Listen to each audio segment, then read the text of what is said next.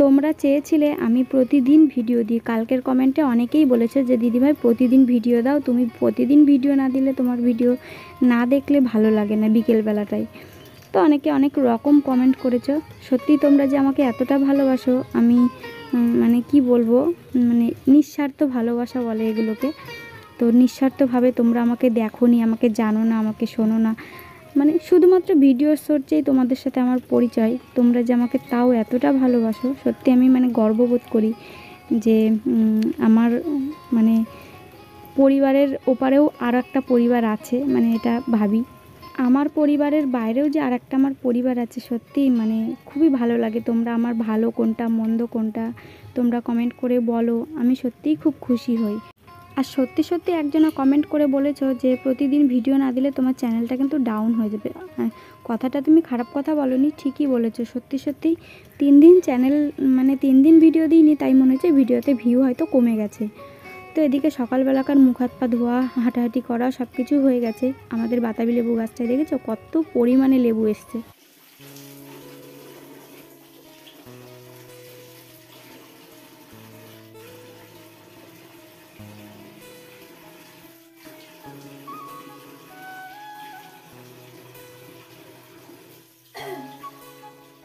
বসে বসে ভাবছিলাম যে কি করা যায়, প্রতিদিনই কি ভিডিও দেবো নাকি একদিন পর পর, নাকি মিনি ব্লগ দেবো, মানে কি বলো তো, মাথায় না কাজ করে না কোনটা করলে কি হবে না হবে সেসব না মানে বুঝতে পারি না। আবার মনে হয় যার জন্য এত কষ্ট করছি, দুটো টাকার জন্যই তো এতটা কষ্ট করা প্রত্যেকটা মানুষের, তাই না? তো সেটাই যদি না পাই তাহলে আমার কিসের ভিডিও করা। তো মিনি ব্লগ করলেও মানে ইনকাম হয়, যাদের অনেক অনেক ভিউ হয়, মানে 50,000 60,000 70,000 লাখ লাখ ভিউ হয়, তখন হয়তো টাকা পাওয়া যায়। কিন্তু মিনি ব্লগে 10,000 15,000 ভিউতে কোনো টাকাই নেই, 5-7 পয়সা দেয়, মানে 5 পয়সা 3 পয়সা 4 পয়সা এরকমভাবে দেয়। 4 পয়সা 3 পয়সা করে যদি দেয় তাহলে আমার মানে ওই $100 জমতে আমার কয়েক বছর লেগে যাবে। তো তাই ভাবছি যে চেষ্টা করব আবারও আগের মতন ভিডিও দেওয়ার জন্য, ঠিক আছে? পরিস্থিতি বুঝে দেব, মানে বলবো না যে প্রতিদিনই দেব। আমার ছেলে যেদিনকে জ্বালাবে পারবো না, কাজের যেদিন খুব চাপ থাকবে সেদিনকে দেব না। দেখতে পারলে কথা বলতে বলতে তোমাদের সাথে কতগুলো কাজ শেয়ার করলাম। এখন উঠে চলে এসেছি ছাদে।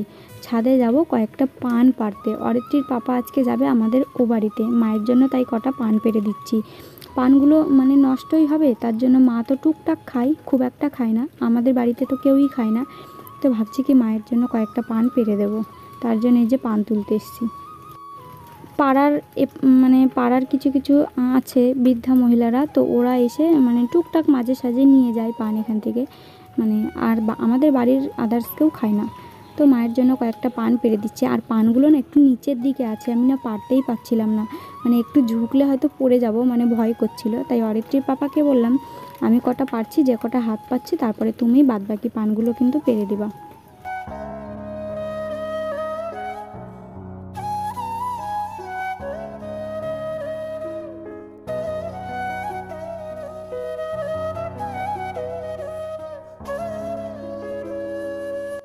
দেখো সকালে রোদ উঠেছিল, আবার হালকা হালকা মেঘলা মেঘলা করছে আকাশটা।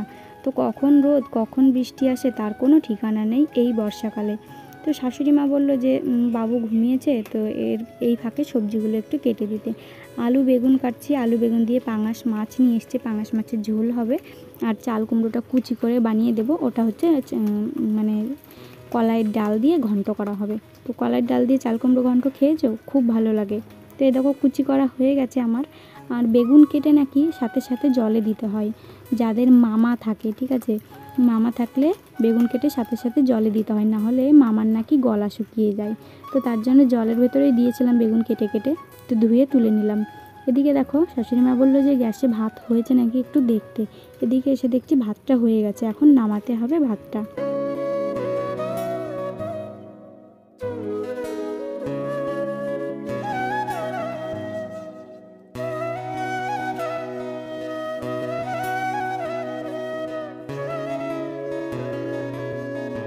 কালকের ভিডিওতে সকালবেলায় আমি ম্যাগি রান্না করেছিলাম, দেখেছিলে। আর আমরা 3 জনের জন্য ম্যাগিটা বেড়েছিলাম, তাই 2জনা কমেন্ট করেছিলে যে শাশুড়িকে না দিয়েই খেয়ে নিলাম, মানে এরকম কমেন্ট করেছিলে। শোনো, আমার শাশুড়ি মা চাউমিন খায় না, বিরিয়ানি খায় না, রাইস খায় না, ম্যাগি খায় না। যেগুলো খায় সেগুলো অবশ্যই দিয়েই খায়। আমার একটু হলেও বিবেকবোধ আছে, ঠিক আছে? আমাকে কি দেখে তোমাদের এরকমটা মনে হয়? আমি সব কিছু শেয়ার করি না, জানো তো। আগে যখন আলাদা করে রান্না করতাম, তখন তরকারি রান্না করলেই, মানে মাছ হোক মাংস হোক, যদি আমার শাশুড়ি মারা মাছ না রান্না করতো আমি অবশ্যই দিতাম। যেদিনকে আমিও মাছ রান্না করতাম, যেদিনকে আমার শাশুড়ি মাও মাছ রান্না করতো, সেদিনকে হয়তো উনিও দিত না, আমিও দিতাম না, কারণ দুজনারই তো মাছ। আবার যেদিনকে দেখতাম যে উনি মাছ রান্না করছেন, আমি মাছ রান্না করছি, সেদিনকেই দেওয়া হতো। আবার যেদিনকে আমি মাছ রান্না করতাম না, আমার শাশুড়ি মা মাছ রান্না করতো, সেদিনকে উনি আবার আমাকে দিত, ঠিক আছে? আমরা কিন্তু দেওয়া থোয়া করেই কিন্তু খাওয়া দাওয়া করতাম। আর ভিডিও করে টাকা পেয়েছিলাম এই মানে কিছুদিন আগে। তোমরা দেখেছিলে নতুন একটা খাবার নিয়ে এসেছিলাম, পিৎজা, যা কোনো দিন আমরা চোখেও দেখিনি, এই ফোনে দেখেছিলাম, আবার কোনো দিনও খাইও নি, ঠিক আছে? তো ওটা তো নতুন খাবার, ওটাকে কিন্তু সবারই টেস্ট করতে ইচ্ছা করবে যে কেমন জিনিস। তো ওটা 210 টাকা দিয়ে নিয়ে এসেছিলো অরিত্রীর পাপা, 6 পিস মতন হয়েছিল। তো ওই 6 পিস পিৎজা অরিত্রীর পাপা 1 পিস খেয়েছিল, আমি 1 পিস খেয়েছিলাম, আমার শ্বশুরকে 1 পিস দিয়েছিলাম, আমার কাকা শ্বশুরের ছেলে আছে ভাই, ও তো ছোটো, ওকে 1 পিস দিয়েছিলাম। আর 2 পিস ছিল, যার জন্যে আনা তার নিশ্চয়ই 1 পিসে হবে না। আর আমার মেয়ে তো ছোটো, বুঝতেই পারছো, তো ওকে 2 পিস দিয়েছিলাম অরিত্রীকে, ঠিক আছে? এরকমভাবে ভাগ করে খেয়েছিলাম আমরা। কিন্তু ওই পিৎজাটা খেয়ে আমাদের পেট মন কোনোটাই কিন্তু ভরিনি, ঠিক আছে? আমরা কোনো দিন খাইনি, তার অভ্যাস নেই, একদম ভালো লাগেনি আমাদের খেতে, বাজে লেগেছিলো। আর হচ্ছে ওর থেকে চাউমিন যদি নিয়ে আসতাম, নিয়ে এসে যদি দিতাম সবাইকে, তাহলে কিন্তু অনেকটা ভালো হতো। মানে ধরো চাউমিন তবুও খাওয়া যায়, ঠিক আছে? অরিত্রীও ভালো খেত, অরিত্রীও খাওয়ার পরে বলছে মা ভালো লাগছে না। আমি প্রথম থেকে যতবার টাকা পেয়েছি ততবারই কিন্তু আমার শ্বশুরমশাইকে টাকা পাওয়ার পর মিষ্টি খেতে ভালোবাসে, তো মিষ্টি খাওয়াই, ঠিক আছে? সেটাও হয়তো তোমাদের ভিডিওতে তুলে ধরা হয় না হয়তো, তার জন্য তোমরা কোনো কিছু দেখতে পাও না, তার জন্য এত মানে কমেন্ট করে এসব কথা বলো আর কি। তো এবারটাই খাওয়ানো হয়নি, এবারটা মেয়ে পিৎজা খেতে চেয়েছিলো, আমিও ভাবলাম যে নতুন খাবার, দেখা যাক কেমন লাগে, তাই ওটা আনা হয়েছিল। তো এদিকে দেখো, সেই বাবা মায়ের জন্য কতগুলো বাজার করেছিলাম, তোমরা দেখেছিলে। সেই বাজারগুলো না দেওয়া হয়েছিল না, মানে ঘরেতে রয়েই গেছিলো। অরিত্রীর পাপা সময় পাচ্ছিল না, আজ যাবো কাল যাবো করে যাওয়াই হচ্ছিল না, তাই এই বালতিটার ভেতরে রেখে দিয়েছিলাম, কারণ ব্যাগে এরকমভাবে রেখে দিলে ইঁদুরে কেটে দেবে, তো তার জন্য বালতির ভেতর থেকে আবারও আমি ব্যাগে ভর্তি করলাম। অরিত্রীর পাপা আজকে যাবে আমাদের বাড়িতে, আর এসেছে দেখো গঙ্গা পুরো ভরভরাট ভর্তি।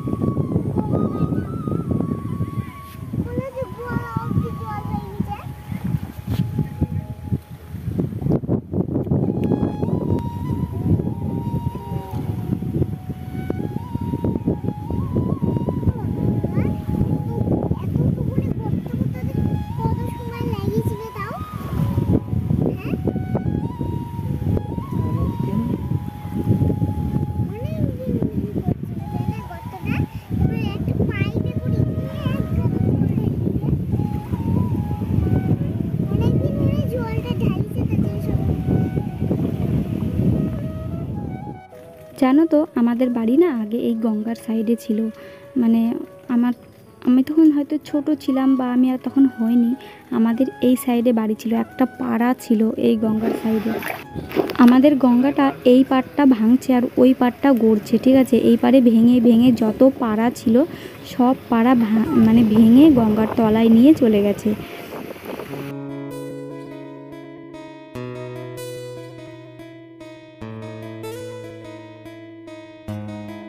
এখন যেহেতু খুব বৃষ্টি হচ্ছে, কয়েক দিন ধরে, প্রায় 15 দিন ধরে বৃষ্টি হচ্ছে, গঙ্গা দেখো পুরো ভরভরাট। আর কদিন যদি বৃষ্টি হয় তাহলে কিন্তু মানে আমার বাপের বাড়িতে জল উঠে যাবে। আর এদিকে দেখো কী হারে গঙ্গা ভাঙছে, একদম ঢসে ঢসে পড়ছে। ছোট ছিলাম তখন না প্রত্যেক বছর বন্যা হতো, জানো তো। আর মামা না দাদু এসে আমাকে কাঁধে করে ওই জলের ভেতরে, গলা জলের ভেতরে নিয়ে আমাকে ওই বাড়িতে যেত, মানে মামা বাড়িতে যেত।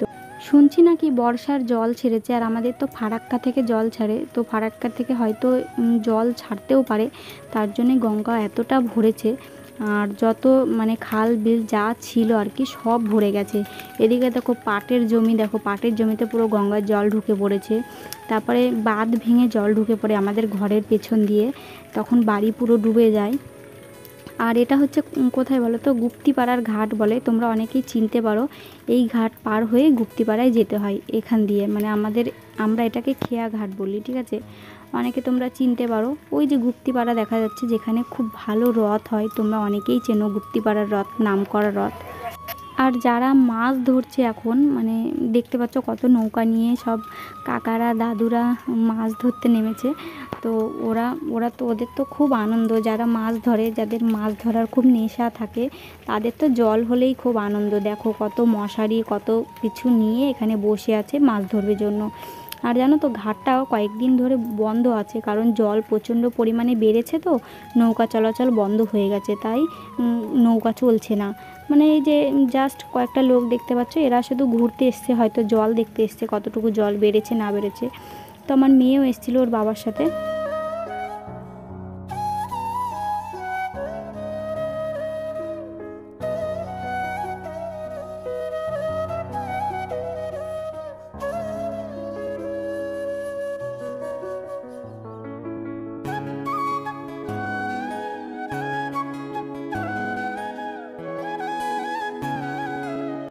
অরিত্রীর পাপা এতটা পাগল, দেখো আমাদের বাড়িটা একটু শেয়ার করিনি।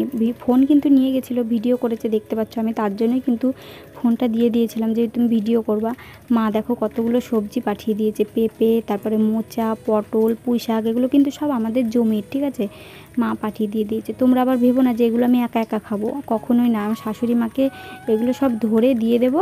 আমার শাশুড়ি মা, বড় মা আছে, মানে আমার কাকির শাশুড়ি মা, জেঠি শাশুড়ি মা আছে, ওদের অল্প অল্প করে দেবে এখান থেকে, দিয়ে যা থাকে তখন আমরা এগুলো রান্না করে খাবো। আমরা এতটাও অকৃতজ্ঞ নই যে না দিয়ে না ধুয়েই এত সবজি খেয়ে নেব, ঠিক আছে।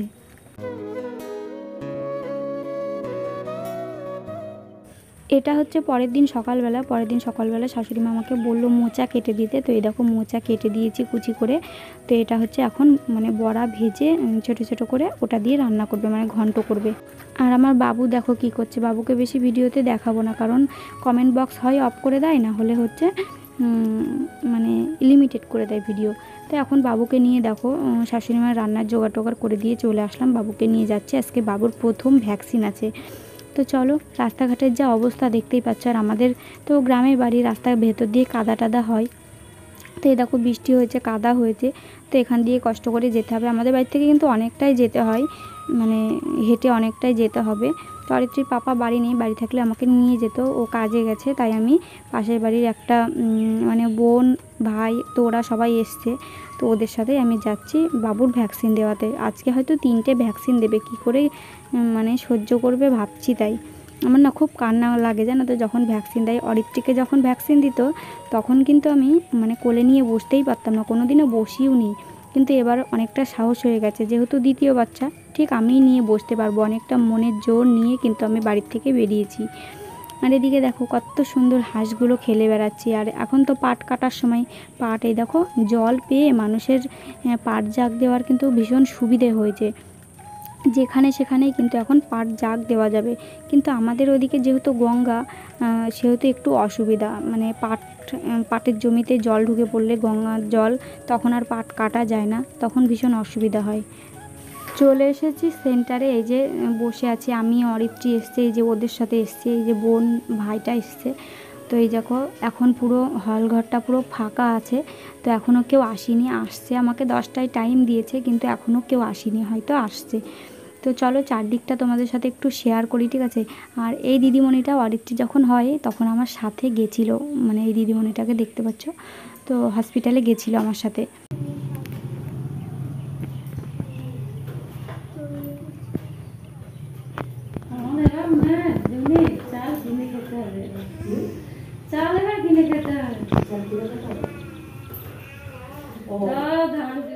চলে এসেছি বাড়িতে। তো ভ্যাকসিন দেওয়া হয়ে গেছে, বাবু তো খুব কান্না করছিল, হয়তো জ্বরও আসতে পারে। 3টে ভ্যাকসিন দিয়েছে, জানি না আজকের দিনটা কিভাবে পার করব। তো বাবু ব্যথা পেয়েছে, তো তাই আজকে ঘুমিয়ে গেছে। তো ওকে শুইয়ে দিয়ে ঘরটা একদম যাচ্ছে তাই অবস্থা হয়েছিল। মেয়ে 1 গ্লাস জল ছিল ঢেলে ফেলেছে, তো ঘরটাকে এখন আমি মুছে নিচ্ছি। তারপরে যাব জল গরম করতে, ফ্লাক্সে জল ভরার জন্য।